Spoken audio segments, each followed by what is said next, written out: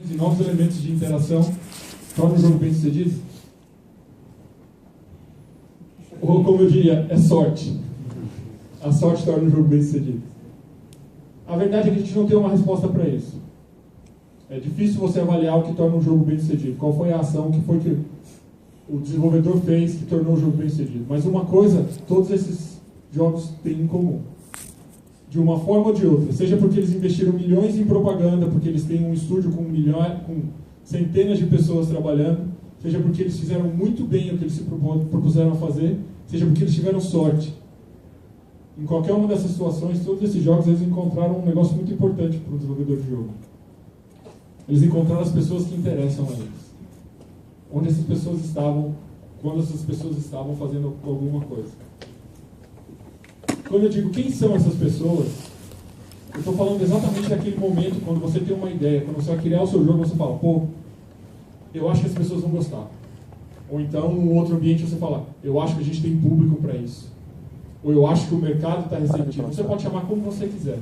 No fundo, você está falando das pessoas para as quais esse jogo vai ser atrativo, esse jogo vai ser divertido, esse jogo vai trazer alguma coisa, vai motivar essas pessoas a jogar. Sejam elas um grupo muito específico de usuários, específico no sentido de uma determinada faixa etária, de um determinado poder aquisitivo, de uma determinada localidade, que faz um determinado tipo de atividade, não interessa. Todos esses jogos, de uma maneira ou de outra, eles conseguiram encontrar as pessoas que importavam para eles. Então, a próxima questão que a gente levanta é, onde é que estão essas pessoas? Se a questão é só encontrar essas pessoas, onde é que elas estão? Como é que a gente chega nelas? É uma pergunta válida, é uma pergunta que a gente pode trabalhar bastante em cima dela, mas talvez, para o nosso momento agora, aqui, para essa conferência, não seja a pergunta certa que a gente deve fazer. Talvez a pergunta mais relevante que a gente queira saber seria, onde é que essas pessoas vão estar? Quando o seu jogo estiver pronto, quando você estiver pronto para lançar, quando você estiver no mercado, onde é que essas pessoas estão? Onde é que isso vai estar? Onde é que você vai achar as pessoas que interessam no seu jogo? Para dar essa resposta, eu vou me basear um pouco em dados do Facebook. O que a gente tem aqui é mais ou menos um snapshot global de como funciona o acesso das pessoas ao Facebook. Então você tem que, por dia, você tem 757 milhões de pessoas acessando o Facebook. Desses 757 milhões, 556 milhões de pessoas acessam pelo menos uma vez através de um dispositivo móvel. Seja tablet, seja telefone celular, ou qualquer outro tipo de device também considerado mobile. Por mês, esse número vai para 1,23 bilhões de pessoas acessando o Facebook e 945 milhões de pessoas acessando o Facebook através de algum dispositivo móvel. Então, a minha resposta para vocês não é essas pessoas estão no Facebook. Essas pessoas vão estar no mobile.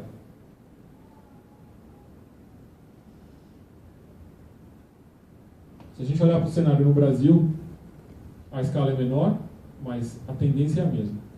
Isso é uma coisa que o Facebook vem acompanhando ano após ano e vem percebendo que isso é uma tendência irreversível.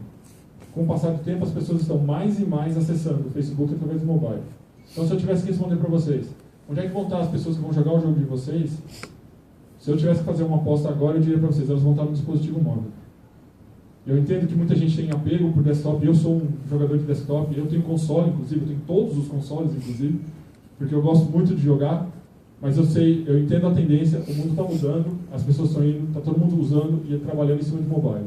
Então, a resposta para vocês é, vocês estão fazendo um jogo agora, onde é que essas pessoas vão estar? Quando é que você vai conseguir encontrar as pessoas para as quais o seu jogo vai dar resultado? Essas pessoas vão estar no mobile. Aí entra a segunda parte. Bom, dizer que está no mobile é fácil, mas se a gente olhar para o mundo hoje, a gente vai ver que essa resposta também não é suficiente. Olhando para o mundo, a gente percebe que a divisão hoje de mobile não é uma coisa muito simples de ser tratada. Para uma pessoa que não tem conhecimento, ela olha e diz, ah não, 82% do mercado é dominado por Android. Pronto, o meu jogo tem que ser focado em Android. Quem não conhece o mercado, não entende que quando você foca o seu jogo em Android, você está focando ele em infinidade de plataformas, na verdade são várias e várias versões de Android diferentes, você tem várias e várias resoluções de tela, você tem uma segmentação de mercado incrível, porque você tem pessoas desde alto poder aquisitivo até muito baixo poder aquisitivo, e assim, não facilita. A resposta está lá, os jogadores vão estar no mobile, mas isso pode ser um problema maior ainda. Maior no que sentido? Quanto mais plataformas você planeja para o seu jogo, você planeja para a sua aplicação, maior vai ser o seu custo. Seja custo de desenvolvimento, versão inicial, release, seja custo de manutenção, atualização, novo sistema operacional, mais uma plataforma diferente para suportar, mais uma plataforma com características únicas para suportar, porque mesmo a gente falando de Android, a gente não pode deixar de fora, por exemplo, um mercado como iOS, cuja segmentação dos usuários é conhecida, tipo, são usuários de alto poder aquisitivo, que têm tendências a adquirir jogos, que talvez sejam exatamente as pessoas pelas quais você está procurando, porque elas são as pessoas que vão pagar pelo seu jogo, que vão te trazer retorno. E aí a gente não pode abrir mão, então a gente também tem que considerar o iOS nesse momento. A gente tem que considerar Android. E a gente tem que considerar que o Android é uma plataforma que pode ser adaptada dependendo de quem está fabricando o telefone celular. A Samsung faz isso muito bem no sentido de que ela adapta do jeito que ela quer. Então ela cria restrições e cria mais dificuldade. E aí eu venho aqui e digo para vocês, ó, o jogo de vocês vai estar no mobile e vai ser uma droga para vocês desenvolverem isso. E aí, bom, é o meu primeiro gancho para começar a falar de vocês sobre como o Facebook pode ajudar. E a primeira coisa que eu queria apresentar para vocês, para quem não teve a oportunidade ainda de ir atrás, ou não tem acompanhado o último evento de desenvolvedores que o Facebook fez algumas semanas atrás, uma tecnologia chamada Parse. O que é o Parse? Sendo uma linguagem bem de desenvolvedor mesmo. É um toolkit de desenvolvimento para quem quer lidar com aplicações que precisam manter dados na cloud.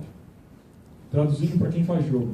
Se você quer que o seu score fique salvo, independente do device que o usuário está utilizando, se ele está no iPhone dele ou se ele está no iPad, muito provavelmente você vai precisar de uma solução de cloud para armazenar esse score. Muito provavelmente você vai precisar de uma solução de cloud se você quiser comparar o score dos usuários para você criar um ranking, para você criar uma competição.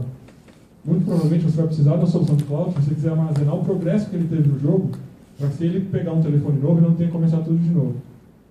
E aí, se a gente voltar um slide para trás e lembrar que a gente tem uma dezena de plataformas para suportar, a gente começa a pensar, pô, tá, solução na cloud, conectividade, camadas de integração, no iOS parece ser mais fácil, no Android parece ser mais difícil, mas eles não são os mesmos, a gente tem problema de concorrência, a gente tem problema de multithreading, a gente tem problema de invalidação de dados, de cache, quando o usuário vai para o modo offline, quando ele não vai, problemas que a gente pouco enfrenta quando está no desktop, por ser uma plataforma mais uniforme. Quando a gente está em mobile, a gente tem soluções diferentes, problemas diferentes para tratar. E o Parse é justamente uma tecnologia para ajudar quem está fazendo isso. O Parse é dividido em 3 módulos principais. O Parse Core, basicamente, é um banco de dados remoto no qual você pode armazenar e recuperar informações na cloud através de transações bem simples, onde você atribui uma chave e um valor. O Parse Core cuida para você de coisas complexas como, por exemplo, concorrência, resolução de conflito, modo offline, modo online, e é simples o suficiente para você ter que mexer muito pouco na engine do seu jogo para conseguir fazer isso funcionar. O Parse Push resolve um problema grande que hoje acontece, que é a parte de notificação. Você tem 2 opções quando você está desenvolvendo um jogo, que faz requisições online. Se você precisa receber alguma informação do servidor, você tem a opção de ficar o tempo todo conectado e fazendo o que a gente chama no desenvolvimento de pooling, e ficar o tempo todo tentando recuperar esses dados, se eles estão disponíveis ou não, ou você simplesmente aguarda e espera uma notificação do servidor. Aí você fala, como é que um servidor notifica um telefone celular ou um dispositivo móvel, um tablet? Ele faz uma notificação de push, que em termos leigos é praticamente como mandar um SMS específico para a sua aplicação. Esse tipo de notificação é complicada de ser implementada quando você tem suporte multiplataforma, porque no iOS o sistema de notificação é de uma forma, no Android é de outra, no Windows Phone, graças a Deus, com nova versão ficou mais fácil, mas ele nem existia praticamente até um tempo atrás. O Parse Push resolve todos esses problemas para você. Você consegue de uma maneira bem simples e bem direta se comunicar com a sua base de devices instalados, com o seu aplicativo diretamente. E o Analytics é uma solução para você controlar os eventos que acontecem dentro do seu jogo. Ou seja, se você quer ter uma ideia de como os seus jogadores estão jogando, se você quer saber exatamente de que level eles estão bloqueados, ou de que forma eles estão passando naquele level, ou porque você tinha uma expectativa que tal ou tal level iam ser mais divertidos que outros e não estão sendo, o Analytics é a solução para você. Porque você consegue, através dele, mapear todos os eventos que acontecem dentro da sua aplicação, jogar isso para a cloud de forma transparente e lá depois analisar o que está acontecendo. Então você consegue ter um dashboard com todos os gráficos de por onde os seus usuários estão jogando, como é que eles estão evoluindo no seu jogo, por que esse usuário que não joga mais o jogo há 30 dias, por que ele parou de jogar? Porque está todo mundo parando no level 90 do Candy Crush. E por que o pessoal do Candy Crush manda para você uma notificação? Volte a jogar, né? O level 90 agora, para passar, veja esse vídeo aqui. Como é que você faz isso? Você faz isso controlando as estatísticas, e o Analytics é justamente para isso. Dev Core, Parse Core, como eu falei, é extremamente light, muito pouco intrusivo na sua engine. Esse é um exemplo de como você armazena um dado no banco de dados na cloud. Veja, eu não estou resolvendo o servidor, eu não estou vendo se a stack de network está em pé ou não está, eu não estou vendo se esse dado já estava lá e se isso vai dar conflito na hora de eu salvar. Eu simplesmente peço para o parse resolver isso para mim. Eu boto um dado lá, depois a chave é title e o valor eu passo o que eu quiser, e eu peço para ele fazer esse background para não atrapalhar o desenvolvimento. Então eu não preciso abrir uma nova thread para a thread gráfica continuar funcionando e tudo mais. Agora um exemplo do push. Digamos que por alguma razão eu quero notificar todos os meus usuários que estão usando o Galaxy Nexus. Eu simplesmente crio essa base de usuários, ou esse canal chamado Galaxy Nexus, eu alimento ele com as coisas que eu preciso, com os devices IDs que eu tenho de cada usuário que está jogando meu jogo, e eu faço uma notificação direto para eles. Não é uma notificação muito útil, mas é um exemplo para mostrar para vocês como é bem simples você fazer esse tipo de coisa.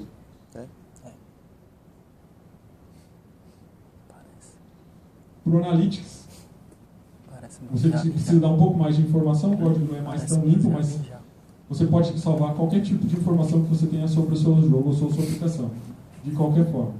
E aí você mantém um track desses eventos. Então, por exemplo, se o usuário fez uma busca dentro da sua aplicação ou do seu jogo e você quer guardar quais foram os parâmetros que ele utilizou, você pode salvar ele dessa forma. Bom, se algum de vocês um dia já tentou ir atrás do parse, sabe da história do parse e tudo mais, vocês devem estar com uma grande interrogação na cabeça. Onde é que isso funciona, primeiramente? E aí o suporte do parse foi recentemente estendido para tudo quanto é plataforma possível, se vocês estão pensando em fazer jogo. Algumas, assim, mais obscuras que outras, mas as mainstream são todas aí. Então você tem código nativo, biblioteca nativa do parse para funcionar tanto para iOS quanto para Android. Você tem, se você quiser usar o parse em JavaScript, você consegue. Você tem parse em .NET para quem quiser se aventurar por isso. Você tem parse funcionando bem com Unity, inclusive. E a grande pergunta, quanto isso custa? Esse ano, 3 semanas atrás, agora durante a F8, o evento do Facebook para desenvolvedores, a gente anunciou uma nova política de preço do parse. Ela é mais detalhada do que isso, mas eu vou resumir para vocês de uma forma bem simples. Se você tem até 1 milhão de usuários, o parse é de graça para você. Seja um parse core com número de requests, então você tem 20 GB de espaço, você pode ter até 2 TB de data transfer, é bem tranquilo. O push notification, você pode ter até 1 milhão de usuários únicos, e o Analytics é de graça em qualquer escala. Então, se você está começando agora, se você está pensando